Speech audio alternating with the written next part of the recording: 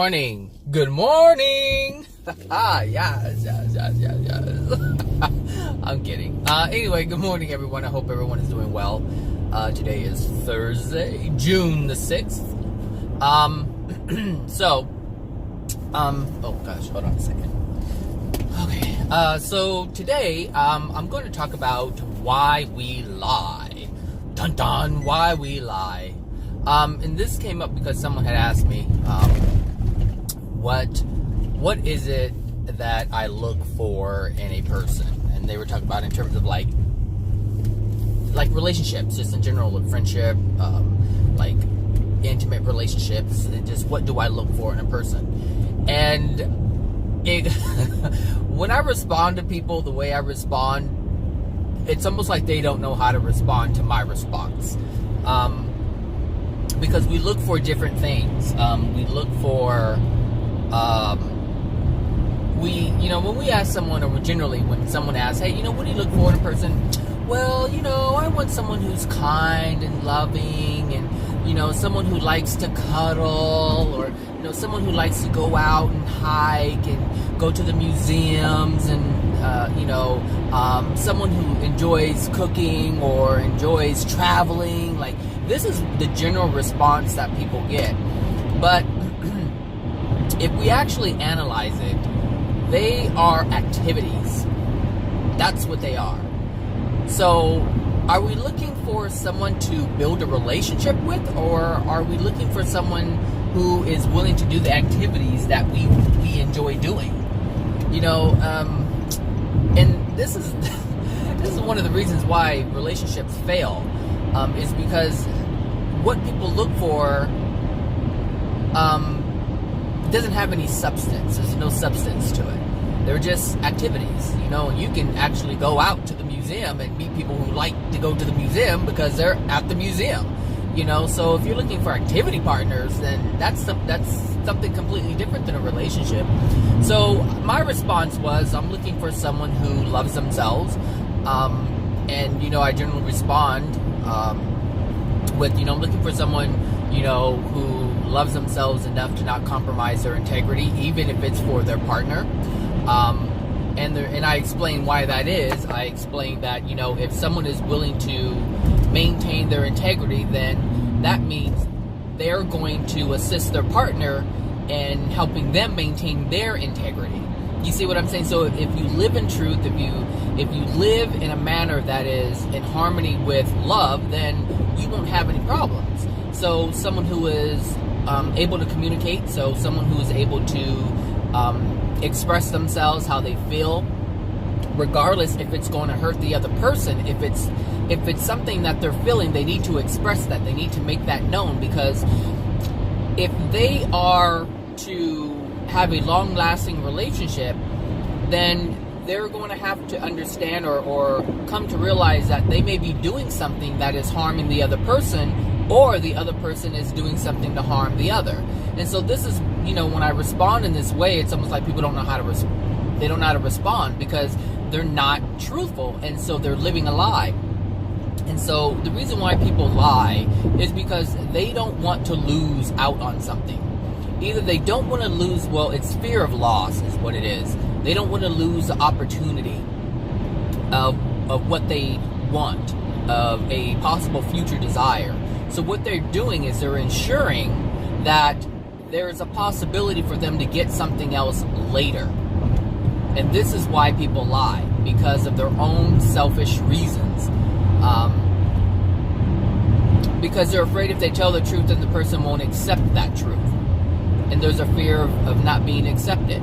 And if someone doesn't accept that person for who they truly are, or what their desires are, that person may actually have their free will choice to leave that individual, and that's what the other person is afraid of. So they don't want the other person to they don't want the other person to express their free will. That would possibly result in them not being together anymore. And this is why people lie. But the thing is, because of this, the relationship is going to have a lot of problems. it's going to fail. Now, whether they stay together is a different story, because people have relationships that have failed, or failing, or constant, abuse or discomfort, but they stay anyway. So it doesn't mean that you're going to break up. It just means that you're going to have a turbulent relationship, and it could be friendship or a personal relationship.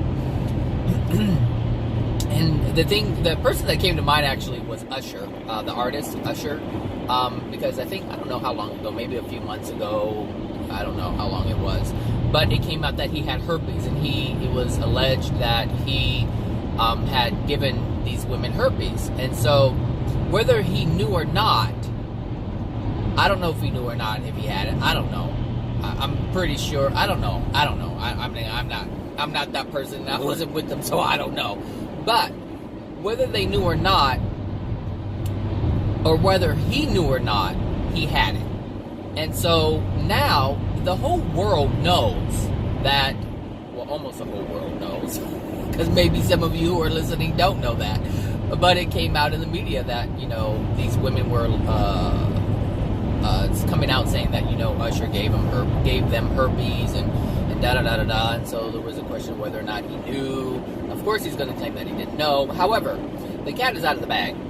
So the thing about this, even though it's something that most people would not want to disclose, any kind of sick or illness like that, or sexually transmitted disease, people don't want to come out and say that they have it. And so the thing is, they're willing to lie, because not telling someone and putting someone else in harm's way is a form of lying. You're withholding the truth. And the thing is, that this is an issue. Like, this is something that is present, it's physical, it's there, and it could potentially affect another person in a negative way. So if you do not disclose, it is a form of lying. Now, you don't have to tell your life story. You don't have to tell your life story if it isn't going to affect someone else. However, if it is going to affect someone else, you have to be honest and upfront. Just because you want to be honest and upfront. If you truly care about someone, then you're going to say, hey, you know what, this is what's going on with me. And you allow that other person their free will choice to decide for themselves if they want to engage with you further. So it's about getting away from the fear, because that's what lying is. It's based on fear. That's why people lie, because of fear. However, like, I was thinking about Usher in his situation. I'm like, okay, right now the whole world basically knows that he has herpes. So now, since the truth is out there, he can't deny it because it's out there. I mean, he can say, well, it's not true with what you heard, but I mean, if it's true, it's true. So he has a responsibility to himself to admit, hey, this is what's going on with me. I'm owning my truth. I'm owning the truth, because that is the truth in this moment. And now what happens, because his truth is out there, now what's going to happen is the law of attraction is going to allow those who are comfortable with that to pursue him, or to pursue him in some way, in terms of a personal relationship or just sex or whatever. So now he's going to attract those who are okay with it, but he's also going to repel those who are not. And so he's lessening his chances or his experience in terms of disappointment, in terms of rejection, because he's not going to run into the people who are, I should say, who are already not okay with that. And that's the power of the truth. And so this is why it's so important not to lie and just be truthful about who you are. Because if you're truthful as to who you are, you're only going to attract people who are okay with that. Meaning, if you put it out there first, whatever situation is going on with you, if you suffer from depression, if you're bipolar, if you're, you have these, interesting fetishes, whatever the case may be, if that is the truth for you in that moment, and that's what your desires are, and you understand that these desires that you have are going to be, how should I say, they're going to be shared with other people or another person, then it's best to make that known up front. So there are people who have these interesting fetishes. I call them interesting. I mean, I could say weird or disgusting or whatever, but they're not. They're just their preferences, whatever it is. So some people have some kind of preferences in terms of what they like sexually. All right. So actually, it's funny because there's someone who was married to this man. It just proves my point, you know. There was someone who was married. There was this person who was married to this man, and they later found out that they had some very interesting fetishes, some interesting sexual preferences, and they didn't know that in the beginning. And so this person did not tell that the woman that he married that this was a thing. So because of that, he wasted his time and her time because he wasn't truthful.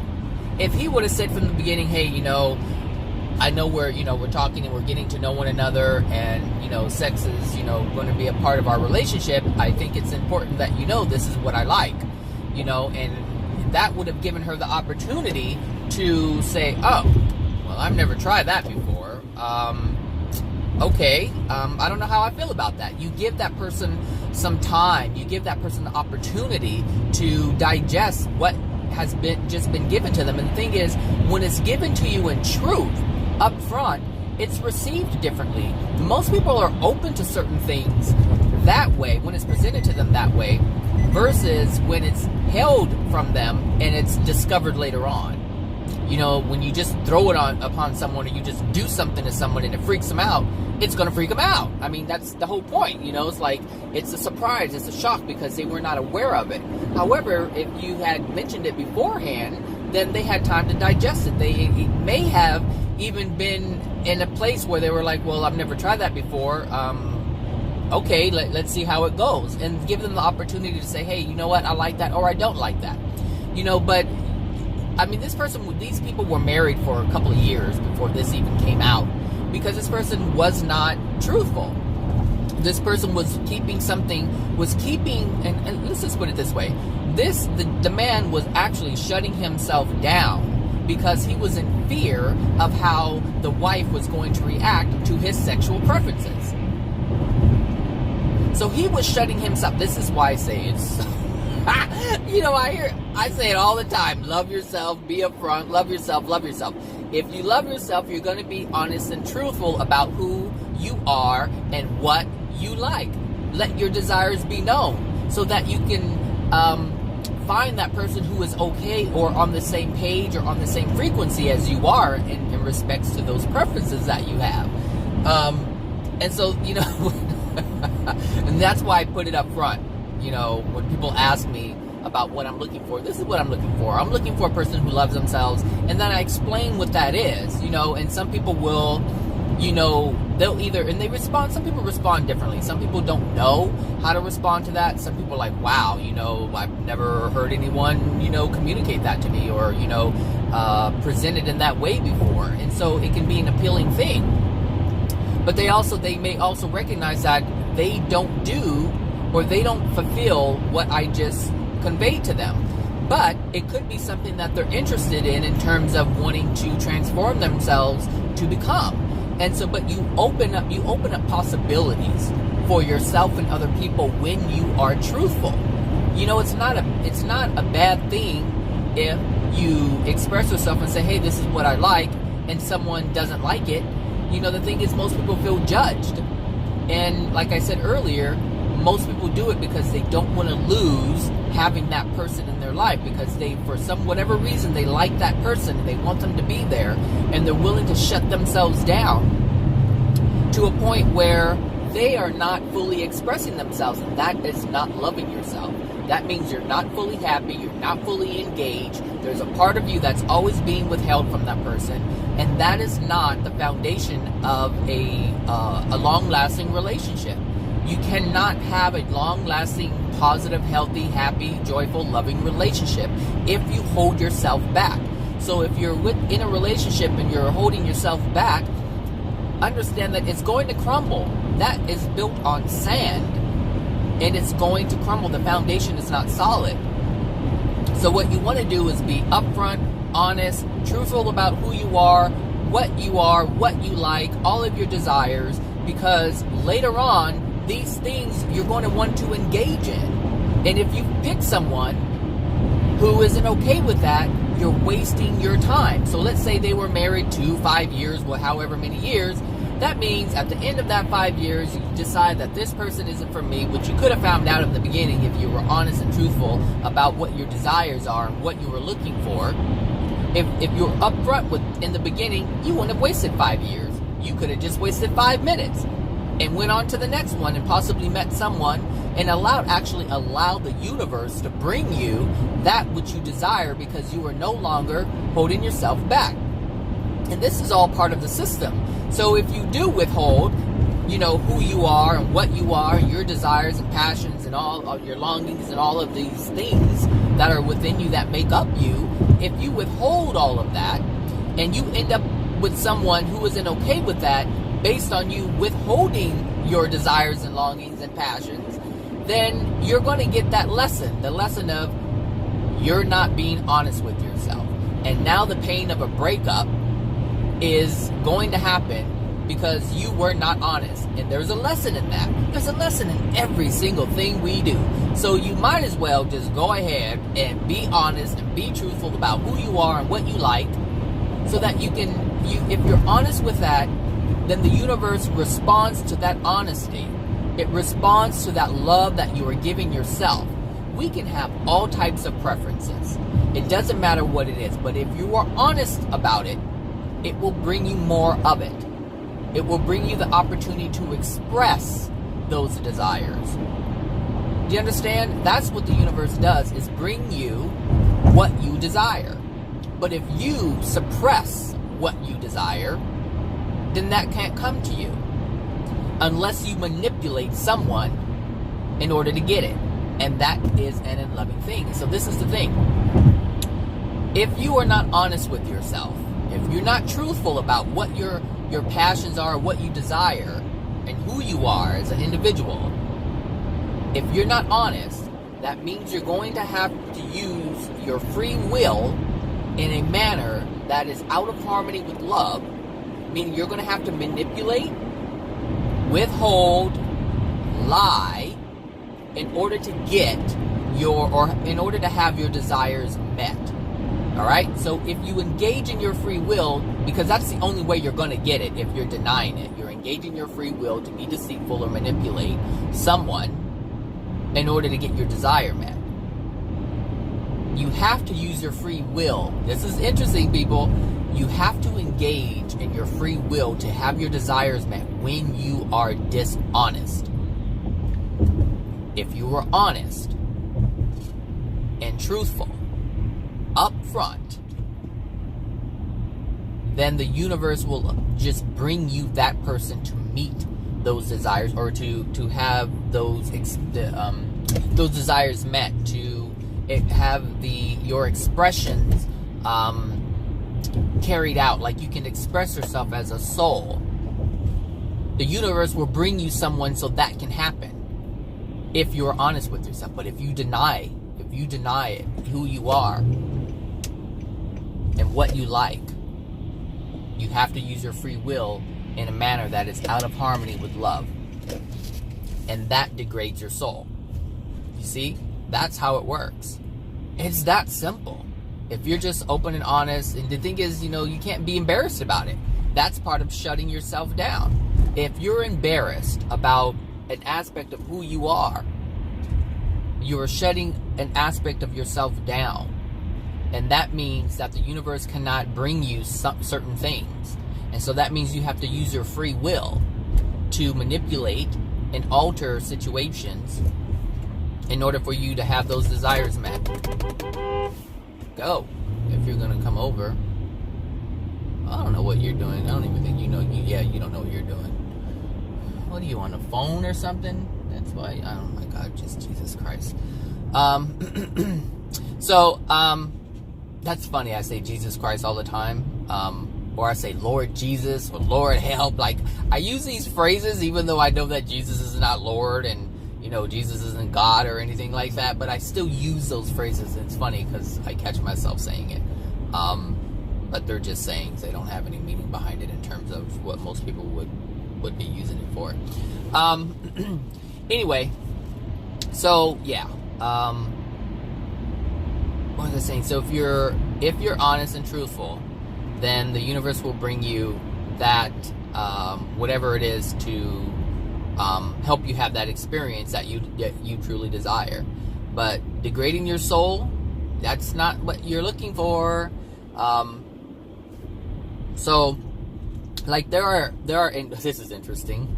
There are black people who are mixed with like white, all right, and they're extremely light skinned, like extremely light skinned. Their hair texture is different than the average black person. And they deny, like they're literally deny that they're mixed with anything, mixed with white or anything. And it's clear, it's clear, they're like lighter than I am. So, it's clear that, oh yeah, you want to get over. It's clear they're mixed with something, but they deny it. And it's interesting because some people, they don't really, like their parents are like, no, their dad is black, and like their dad is black, their mom is black, meaning they're like even dark skin color, and they're like, I'm not mixed. And some people, they don't know. Some black people, they don't, I should say this, they have, their parents tell them that they're not mixed. They say, you're black. And it's clear that they're mixed with something. But part of the reason why some of them don't claim that is because, like I said, their parents don't really acknowledge that they're mixed, especially if the white person, or whoever the white person was back in the day, was a slave master. So there's this thing where you can have these recessed genes, and then all of a sudden they'll just pop up. Well, that recessed gene from when one of the women were raped by one of these slave masters back in the day can come up at any time. So they may believe, that they're not, mixed with anything, but they actually are. And so the thing is, you have to be honest. Come on. Just look at the physical. You're different than all the others, but there's a reason why you're different. And so you have to acknowledge that, one of these individuals, I know that I'm mixed and I know what I'm mixed with, so it's, it's easy for me. But if I were one of these people, you have to look at the physical situation, like the proof is in front of you. Now you have to acknowledge the truth of it. And then you have to be honest about it and say, hey, yeah, I am. I'm mixed with this, and this is what happened, my great-great-great-great-great-grandmother, was raped by, a master or, a slave owner. And so, I just came up in me, and so, and it's interesting because something like that, this is very interesting because nothing is by chance. It just didn't happen. It just didn't out of nowhere happen. Like, there's a lot of pain within that family unit, and this came up because if someone is so has suppressed the fact that yes, they do come from slave owners or a line of ancestors who were owned a line of ancestors, yes, who were owned by slave masters. If this is something that they want to deny, then of course this is going to pop up in their family in order for them to see the truth of what dwells within their soul. And see, people will just overlook it and won't even look at this. And this is why I say it's so important to look at everything that happens in your life, because it is the telltale of everything that's within your soul. Every single experience is based on your soul. It's based on the emotional injuries that your ancestors hold, whether you're black, white, Mexican, Chinese, it doesn't matter what it is. Every illness, because here's the thing, there's certain illnesses that are prevalent in certain races, and certain races don't experience other diseases and illnesses. Well, there's a reason for that. So as a people, you experience, as a culture, I should say, you experience certain things, and certain things are painful, and it's passed down generation to generation, and some of these things are traditions and what's the other word I'm looking for?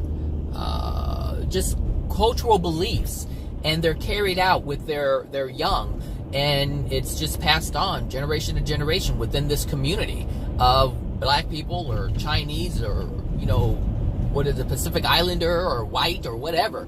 There are specific experiences that cause pain, and so these groups of people are going to experience these types of things generally because the same emotional injuries are within them as a whole, as a community. And so that's why it's important to look at everything that happens. So you look at black people have a very high rate of diabetes. Well, why is that? Well, diabetes has a lot to do with love. Well, if you know anything about black history here in America and in other places, then you know that love is something, or lack of love is something that they have experienced, especially with slavery. So it's passed down from generation to generation to generation, from soul to soul to soul, from ancestor to ancestor to ancestor. It goes all the way back. And so you have blacks who are have a predisposition for diabetes because of the emotional injuries that they share as a culture, as a people, I should say. And so there's other people like white people. White people have it's a commonality for them to have skin cancer, and so there's a reason why that is. But you would have to look as to why this happens. Why are they so prone to have skin cancer? Why are what are some other things that other people Mexicans have a high rate of diabetes as well, and that's from a lack of love, a lack of accepting love and giving love. And so, of course, you're going to have issues with accepting love if someone doesn't know how to give it. If you're not used to getting love, you're going to have an issue when it's presented to you because you're not used to having it. You've been deprived of that. And if you know anything about the Mexican culture, there are some pretty loveless people.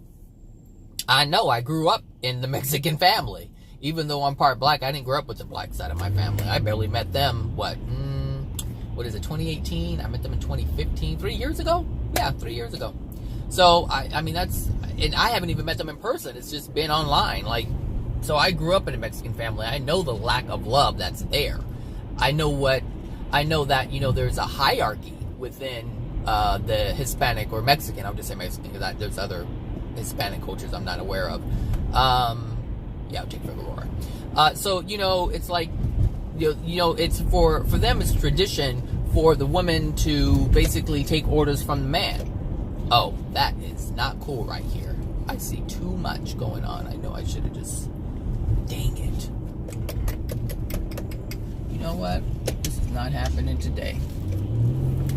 No, it's not happening today.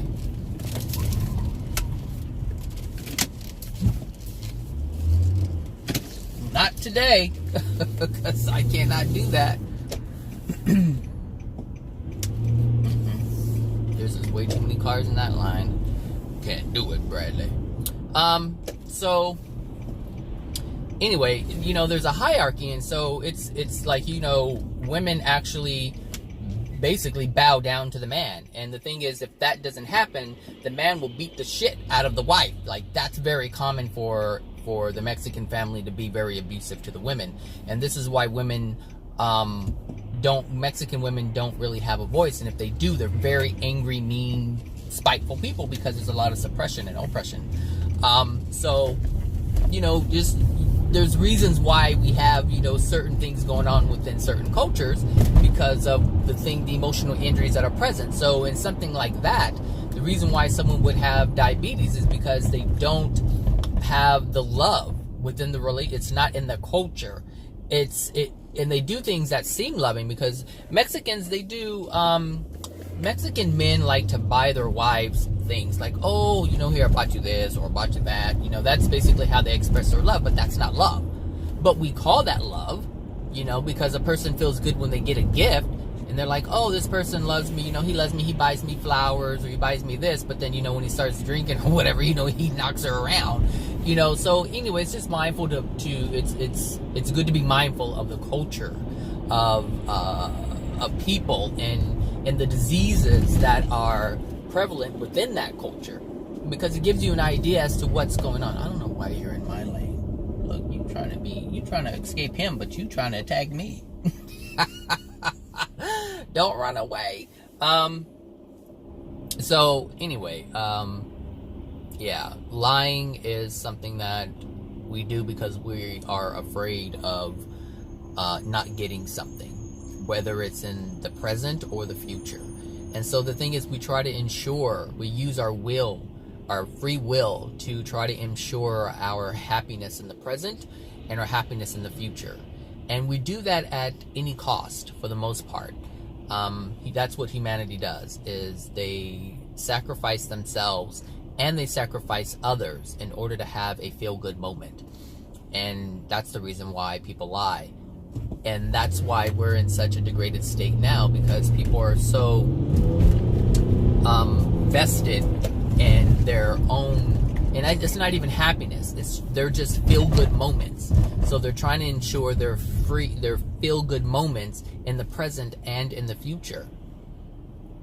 But the thing is, they can't achieve happiness, because happiness only comes from true joy and happiness, I should say, only come from truth and love. So if you're truthful and you're loving, then that's when it can truly be had. But not until then. I mean, these things that we say, you know, it's like the example I was giving in terms of the Mexican family, you know, in general, it's like, okay, we have this hierarchy where you know, men are at the top and women are at the bottom, and women really don't have a say unless the man gives them that voice. And if they do go outside of that that structure, then what happened is they start experiencing pain. So obviously this person, nobody's happy if they're always experiencing pain. Nobody's happy. And if you have to shut yourself down. So if a woman, a Mexican woman, has to shut herself down and not have a voice, not be able to express herself as a soul, then she's not happy. And getting some candies or flowers or whatever isn't going to make up for that. Yep, she may feel good, and it's like, oh, I got this, and be able to tell herself and understand that a woman is able to accept something like that in order to lie to herself and convince herself that, yes, she is loved by this person, because that will allow her to stay. Because someone who is being abused, who isn't able to express themselves and has to shut themselves down, isn't going to look at that truth and honestly stay. So they have to find things. That bike is too big for that person. They have to find things to convince themselves to stay. They have to find things within their experience that they can latch onto to convince themselves that everything is okay, when everything is not okay. You see, so this is why it's important to be honest and truthful and upfront. You know, if you're in a relationship and you're unhappy because the person you're with is an abusive person, then you have to be honest with yourself and say, hey, I'm with a man or a woman who is extremely abusive, and I don't like that. And so I need to do something for myself in order to get myself out of this situation. And the only reason why I would do something like that is because I love myself. Because a person who doesn't love themselves will stay in that situation. Even, you know, and that's the thing with, like, my mother. My mother was, all of her husbands were abusive. Every single last one of them. The first one, the second one, and the third one. Like, they were all abusive. But she left. She left at, you know, when, like, there were certain things she would tolerate, but there were certain things she wouldn't tolerate. And she left. And every last one of her husbands has a battle scar, if you will, because my mother was no joke. My mother was no joke. She met unloving behavior with unloving behavior. So she used her will to harm her husbands because they harmed her. And so, you know, that's and so she degraded her soul, and this is why her condition kept degrading. And so if you're young, and this is why it's good to teach your children how to respond to certain things, because it's one thing to experience a law of attraction event, meaning it's one thing to experience an abusive person because of what's within your soul, because of the current condition of your soul. It's one thing to just do that, but it's another thing to have that and then return that unloving behavior with violence or pain, and then degrade your soul even more.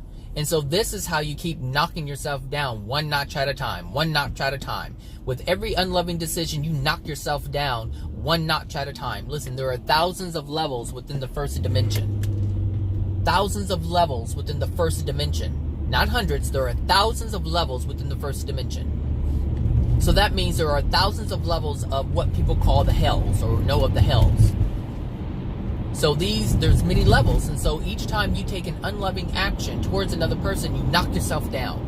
The thing is, you're already in a condition that is in the first dimension based on the emotional injuries that you give your children, so they are already in a degraded state based on just you having sex and transferring all of your emotional injuries to their pure soul that they had before they came into the mother's womb. Like they were perfect, and then now they're bogged down with all this stuff. All right, so now they're going to generate law of attractions, and this is only, understand, a child will only experience or maintain those unloving things that you have given to them as a parent, both male and female, or mother and father. They will maintain that if the parent does not deal with the emotional injuries. So if the parent deals with their emotional injuries even after the child is born, so let's say that you're a mother or a father and you're listening to this video and you're understanding that you have at conception shared your emotional injuries with your child. If the woman is pregnant, you have the ability right now to remove some of those emotional injuries. Like, they will literally be removed from that child, from that fetus. The protective barrier that they have, call it the aura if you want it, right now it has a bunch of holes in it. And this is how spirits are able to link in. They're able to reach in through those holes. And so as you heal your emotional injuries, what happens is it heals. That emotional injury is released from you, and it's also released from your child. And so that hole that was once there, that was once associated with that emotional injury, is now healed. It's a spirit is no longer to even access that person or your child through that emotional injury, because that hole isn't there anymore. And so even if your child is born, has already come out of the womb, if you heal your emotional injuries, the emotional injury that you shared with that child is, or can be healed too, again. Or can be healed, I should say. And so yes, you can protect your child now. You can be 35 years old, heal an emotional injury that you gave to your child, and it will be healed. That's how it works. They're linked. They're tethered. We're all tethered by these emotional injuries, and we're all tethered by the good ones too. We're all tethered. Oh, we're all tethered, people. So, this is why it's important to, it's a good idea to teach your children and to learn for yourself how to protect your child. That's how you protect your child, is to release the emotional injuries that allow these negative experiences to even come to them. That's how you protect your child. You don't protect your child by saying, hey, these things are going to come at you, so you're going to have to do X, Y, and Z in order to prevent it. You stress yourself out trying to use your free will, trying to protect yourself from all the assaults of all these things that are coming your way based on what's within your soul. Really think about it. If you have 100 different emotional injuries, well, let me get some of this latte. I made a caramel latte this morning. Hold on. Oh my gosh, that's so good.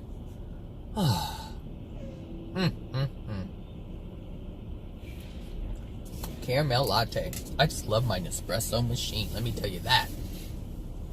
I think I have more decaffeinated capsules than I have regular coffee. Well, that's not true, but it's close because I like having coffee. So, I have it at night. I can have a cappuccino at night and it won't keep me up. See? Indulge without being up all night. Anyway, if you have 100 different, emotional injuries, and that means that the universe has to bring you 100 different experiences to expose all of these emotional injuries. I mean, really think about it. How stressful is it to have a shield for all of them? Have to have all these different tools in order to protect yourself from all these people. So let's just say this. Let's say, one of the things is rape, and one of the things is, people take from you. And so think of a lifelong experience warding off all of these people who are trying to take advantage of you sexually, who are trying to attack you and rape you. Like, really think about a lifelong experience of that. That is ridiculous. Just the thought of it is ridiculous, and this is the problem. People don't think about it. So if you know about it, you think about it, now you have the ability to say, you know what? This makes sense. Why would I want to do that to my child? I love my child. And why would I want to continue to do that to myself? Let me find this emotional injury that's attached to whatever. So this is interesting because, one of the reasons why I don't really date is because I meet a certain type of individual. And these individuals are very dominating, and they just want to control. And I'm like, where did this come from? And even when it comes to like intimacy, like sex, like the very dominating, controlling, I'm like, what is up with this? I couldn't figure it out. And and it hit me. I was like, what happened was I was like, okay, this is happening for a reason. I didn't do anything, so I had to get this from somewhere. And so I was like, well, if a male is so attacking and dominating and controlling, if that's what I'm getting, then that means this is associated with my mother. And I'm like, what happened to my mother to where she experienced something to where she had emotional injury, and when she had me, it transferred to me. What happened? Like, I'm like, something happened. But the thing is, my mother is dead. Like, she died in 1999. So it wasn't like I can go up to her like some of you can. Like, some of you have this ability, this opportunity to actually ask your parents questions. So if you notice that you're having these experiences, it's like, hey, mom or dad, did something happen to you that was similar to this? And you can find out what it is. You can find out what it is. And so, anyway, I was wondering, and I kept thinking, I was like, I don't think it's with my dad. It has to be with my mother. And so I was thinking, and I just had this strong feeling that it was, with my mom. And I was like, well, what happened to her? Like, what happened to my mom, where she experienced this, and now it's transferred to me, and now I'm experiencing it. And then later on, I talked to my sister. I don't know how many months later, I talked to my sister, and she had come to visit me, and we were talking, and she, we were talking about, things like this. We were talking about our lives, and it came up, and I said, something happened, and she said, yeah, it did. She said she was raped. And it just like, I was like, wow, I knew something was there, but I never knew that. Like, she never shared that with me, and why would she? Why would she share that with me? If it's something that she was ashamed of, if it's something that haunted her, this is why I say, it's important to,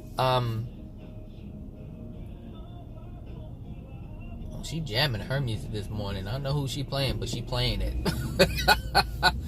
Come on. You need to move up a little bit more, lady. So, anyway, she said, that, when she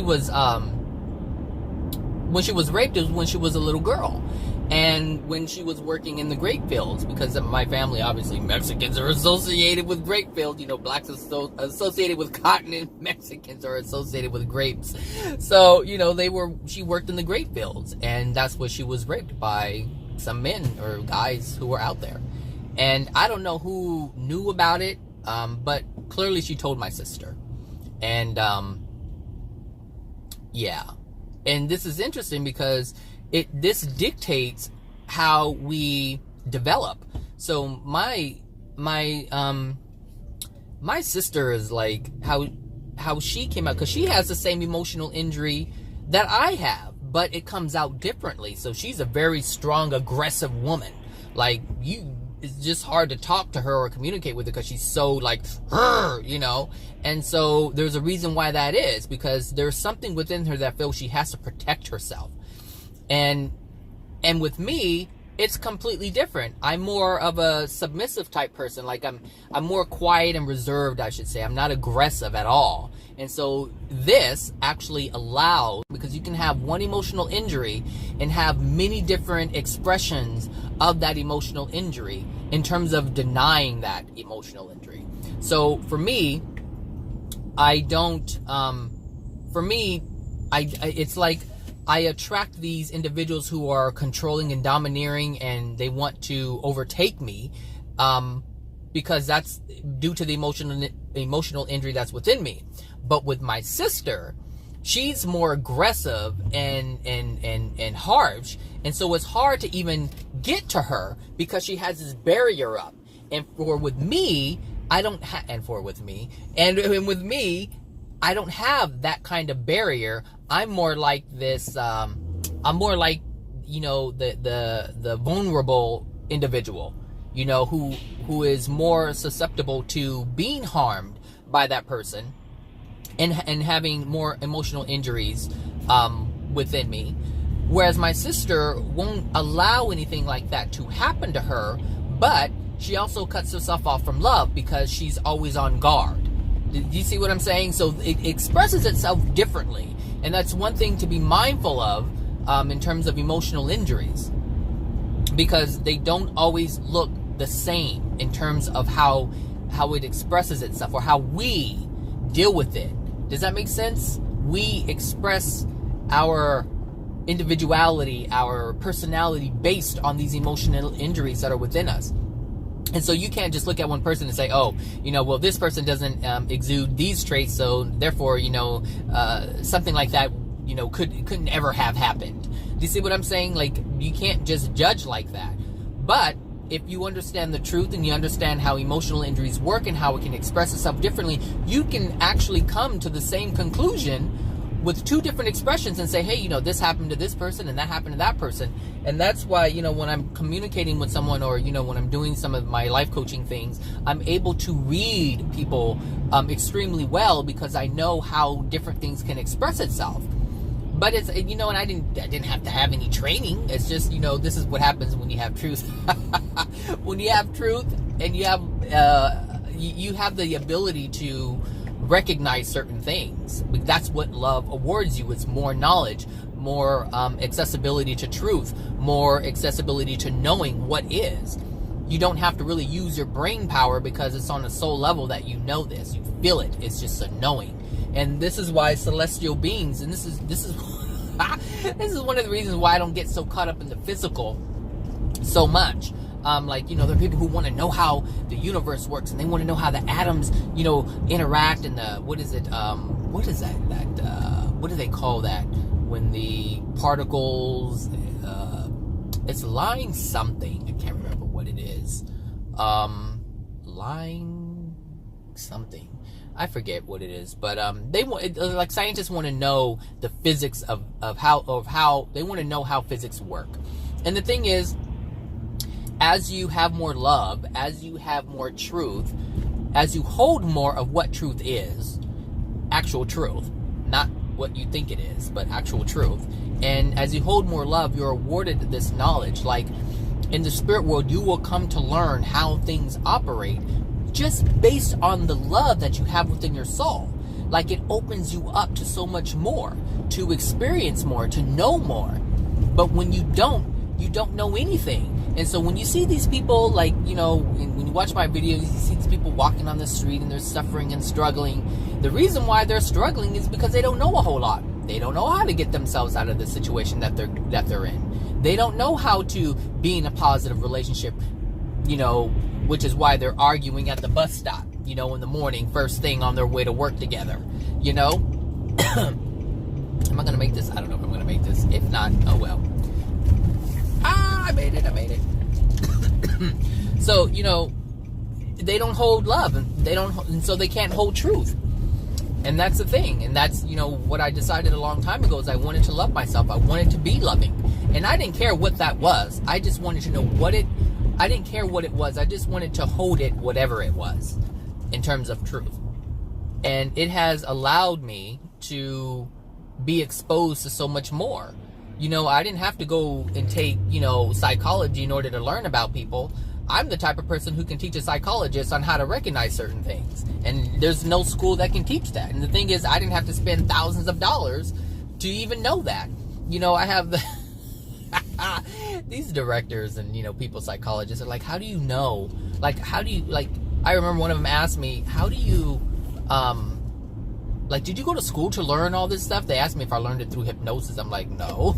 I didn't learn it through hypnosis. I learned it because I have a true desire to understand. That's it. I want to know what's going on. That's a desire of mine. And so the answers to those questions are going to come to me because I have a pure desire for them. You don't have to go to school for, those types of things. You don't. It can just come to you. Understanding people, understand how things work, why people do things, why people experience what they experience. You don't have to go to school for that. All you have to do is have love. All you have to do is have love. And that's it. When you have love, you don't want information to control something. You see? If you want information to control something, of course you're going to have to go to school to learn that stuff. Because you can't get it. The universe can't bring it to you because you're not in harmony with love. You're not going to use this information in harmony with love. So therefore, the universe cannot just bring it to you. You can't just allow it to just be in your consciousness. You actually have to go and pay people to teach you what they have learned and hope that it's right. You hear me? You have to hope that it's right. And the thing is, the things that the people who go to psychology school, people who go to school to learn psychology and social work and therapy and all these different things, they don't have the truth. They only have the effects, what's happening with the effects. They don't understand the cause, the true cause. They don't understand it. They're like, okay, yeah, this person is acting like this because he's on drugs. Yeah, he has a lot of family issues. That's why he's on drugs, because he has a lot of family issues. But they don't know the root. They don't know the emotions that are attached to it. And like this one guy that I had mentioned before, the psychologist, or the person who's going to school to be a psychologist, who is an atheist and he doesn't believe in the soul or anything like that. He gets angry when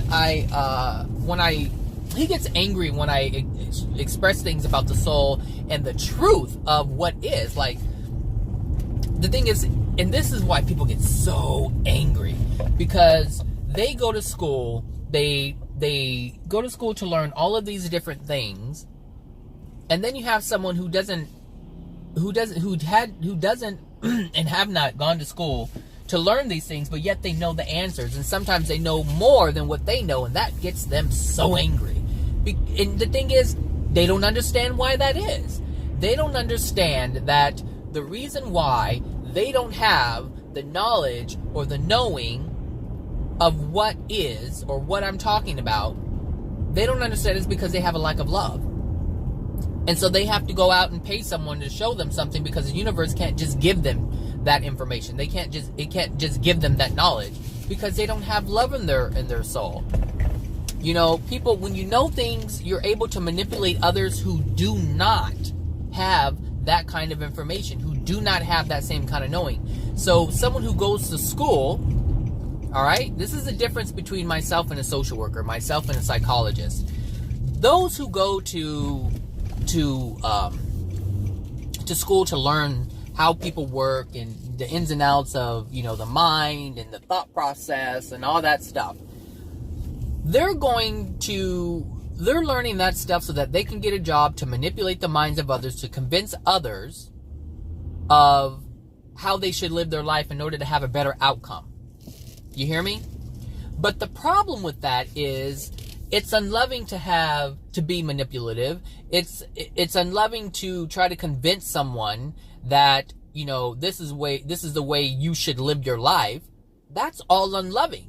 And so that whole scenario, that whole situation with the psychology and the therapy and all that, it's coming from an unloving place. Whereas I learned my understanding of the soul and how people interact and how people function and why people do the things that they do, which is the same thing that they are trying to, or they're attempting to learn through going to school. But the reason why, the difference is I'm not learning it in order to manipulate anybody. And this is why the universe grants me to have this information. This is why I know what I know. Because there is nothing in me that is wanting to learn this stuff to manipulate anyone for anything. I understand that if someone is suffering and they don't want to understand the truth, I have to acknowledge that and respect it. I have to let it be. Do you see what I'm saying?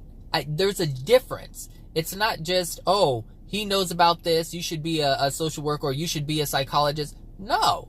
Actually, that line of work, I mean, because to be in that line of work, there are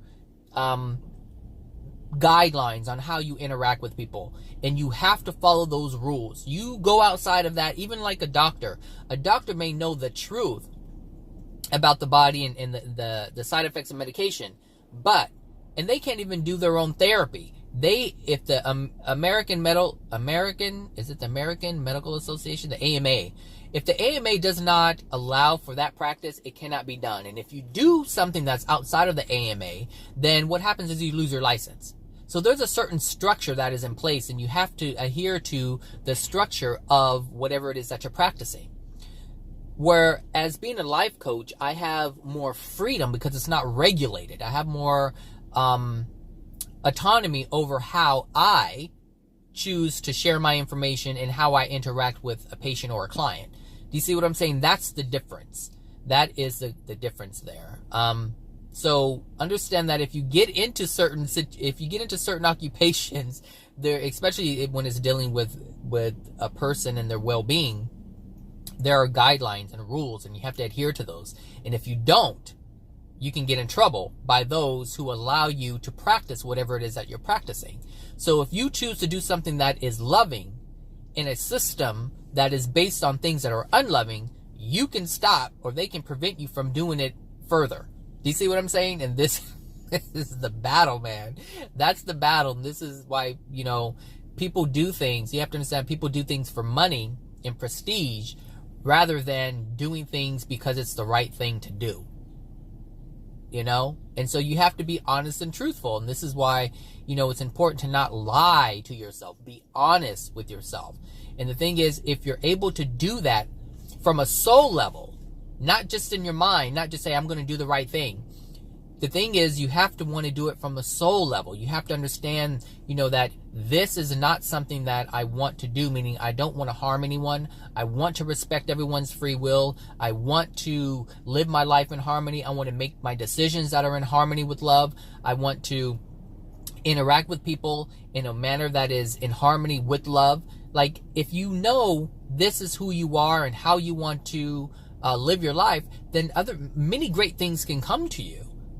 And you can improve your soul condition. You can, like, my life has improved in many different ways, and some of them I don't even recognize. I don't notice, and that's just me not being able to recognize the fullness of the blessings that have been given to me, because things happen gradually, and we don't usually notice the things that happen gradually. We notice the things that happen in a stark, way, but not things that happen like in a gradual way. We really don't notice those things. And so there's a lot of blessings that we have that we don't recognize. So we have to recognize these things, and be grateful for them. And as you're grateful for them, you're thankful for these things. And the thing is, well, who are you thanking?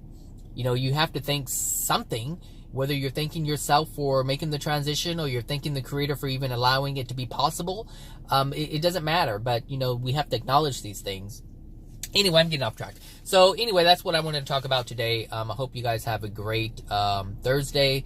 Tomorrow's Friday. I'm excited about it. And we'll see what I'll talk about tomorrow, if I make something tomorrow. All right, everyone. Take care. Bye now.